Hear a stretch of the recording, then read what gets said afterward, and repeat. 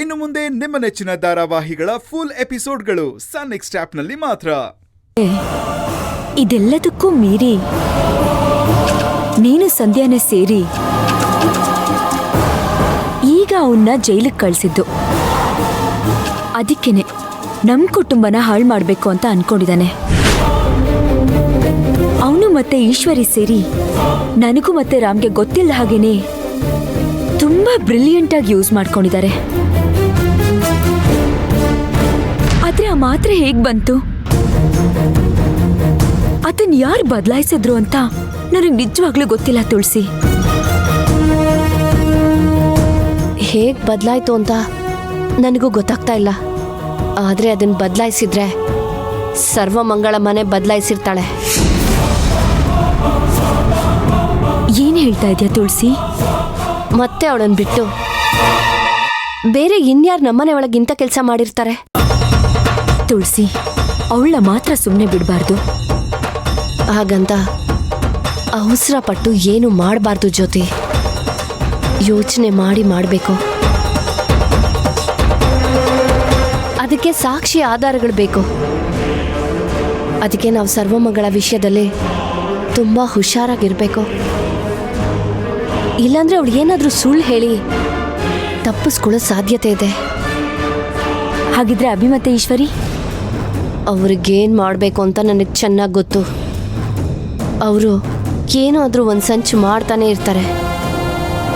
ಅವರಿಂದ ನಮ್ಮ ಕುಟುಂಬನ ಕಾಪಾಡಬೇಕು ಅಂದರೆ ಅವ್ರಿಗೆ ಸರಿಯಾಗಿ ಬುದ್ಧಿ ಕಲಿಸ್ಬೇಕು. ಅವ್ರಿಗೇನು ಮಾಡಬೇಕು ಅಂತ ಅನ್ಕೊಂಡಿದ್ಯಾ? ಯಾವ ರೂಟಲ್ಲಿ ಹೋದರೆ ಅವ್ರು ಅಡಗ್ತಾರೋ ಆ ರೂಟಲ್ಲೇ ಹೋಗಿ ಅವ್ರನ್ನ ಅಡಗಿಸ್ತೀನಿ. ಆವಾಗಲೇ ನಮಗೆ ಅವರಿಂದ ಯಾವ ಸಮಸ್ಯೆನೂ ಬರೋದಿಲ್ಲ. ನಾನು ಬರ್ತೀನಿ ಜ್ಯೋತಿ. ತುಳಸಿ,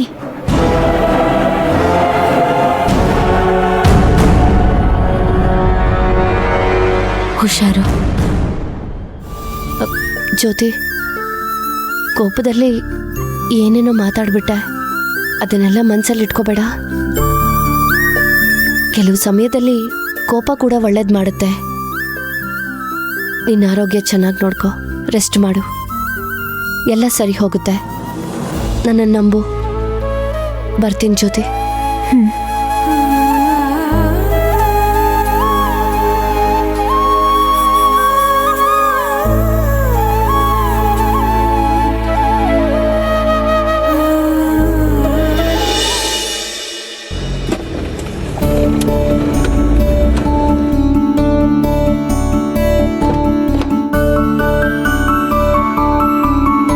ನಾನು ಹೇಳಿ ಕಳಿಸ್ದಾಗ ಬನ್ನಿ. Okay madam.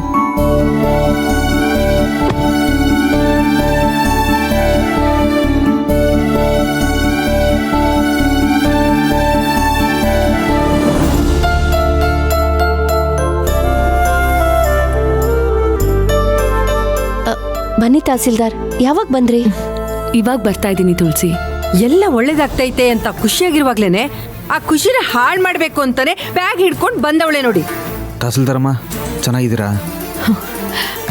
ಸಂಧ್ಯಾ, ಚೆನ್ನಾಗಿದ್ಯನವ್ವ? ಚೆನ್ನಾಗಿದ್ದೀನಿ ಕೆಂಪ, ಚೆನ್ನಾಗಿದ್ದೀನಿ ಅಜ್ಜಿ.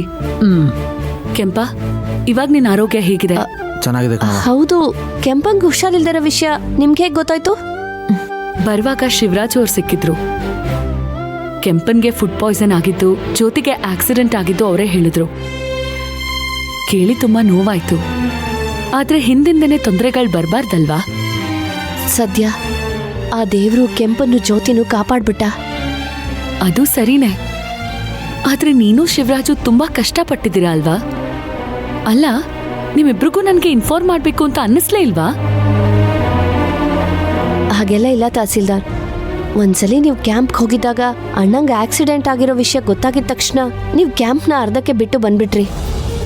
ಈಗಲೂ ಹಾಗೆ ಆಗತ್ತೆ ಅಂತ ನಾನು ಈ ವಿಷಯನ ನಿಮ್ಗೆ ಹೇಳಲಿಲ್ಲ. ಏನೋ ಹೇಳಿ ಮ್ಯಾನೇಜ್ ಮಾಡ್ತಿದ್ಯಾ ಅಲ್ವಾ ತುಳಸಿ? ಆಮೇಲೆ ಪ್ರಸಾದಕ್ಕೆ ವಿಷ ಹಾಕಿದ್ದು ಮತ್ತೆ ಜ್ಯೋತಿಗೆ ಆಕ್ಸಿಡೆಂಟ್ ಮಾಡಿದ್ ಯಾರು ಅಂತ ಗೊತ್ತಾಯ್ತಾ? ಪೊಲೀಸ್ ಕಂಪ್ಲೇಂಟ್ ಕೊಟ್ಟಿದ್ದೀರಾ ಅಲ್ವಾ? ಇಲ್ಲ ತಹಸೀಲ್ದಾರ್. ಯಾಕೆ ಕಂಪ್ಲೇಂಟ್ ಕೊಡ್ಲಿಲ್ಲ?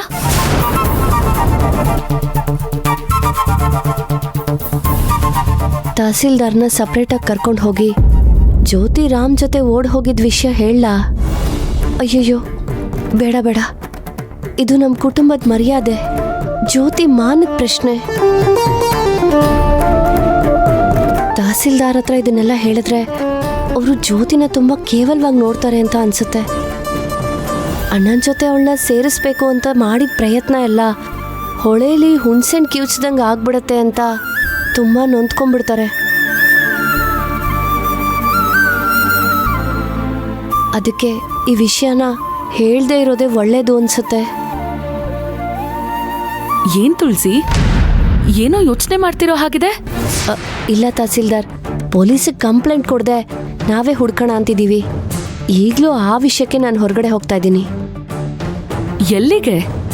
ಈಗೇನು ಕೇಳ್ಬೇಡಿ ತಹಸೀಲ್ದಾರ್, ನಿಮ್ಗೆಲ್ಲ ನಾನು ಆಮೇಲೆ ಹೇಳ್ತೀನಿ.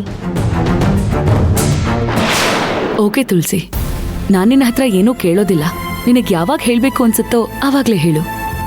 ಸರಿ ತಹಸೀಲ್ದಾರ್, ನಾನು ಸ್ವಲ್ಪ ಹೊರಗಡೆ ಹೋಗಿ ಬರ್ತೀನಿ. ಸರಿ ತುಳಸಿ.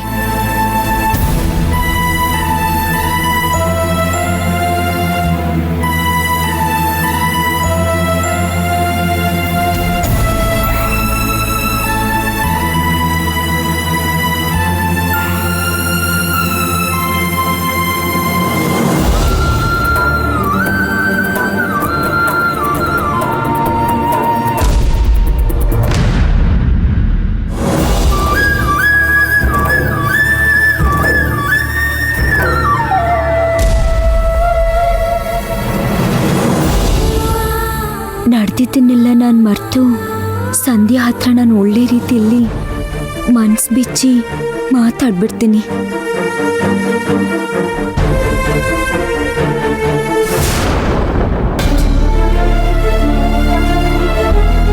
ನನಗೆ ಎಷ್ಟು ಏಟಾಗಿ ಮಲಗಿದ್ರು ಸಂಧ್ಯಾಗೆ ನನ್ನ ಹತ್ರ ಮಾತಾಡಬೇಕು ಅಂತ ಅನ್ನಿಸ್ಲೇ ಇಲ್ಲ. ಮುಖ ತಿರುಗಿಸ್ಕೊಂಡು ಹೋಗಿ ಬಿಟ್ಲಲ್ಲ.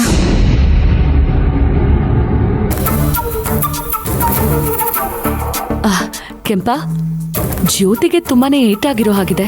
ಡಾಕ್ಟರ್ ಏನ್ ಹೇಳಿದ್ರು? ಅದು ಬಂದು ಸಾಕ್ ನಿಲ್ಸಿ ನಿನ್ ನಾಟಕನ.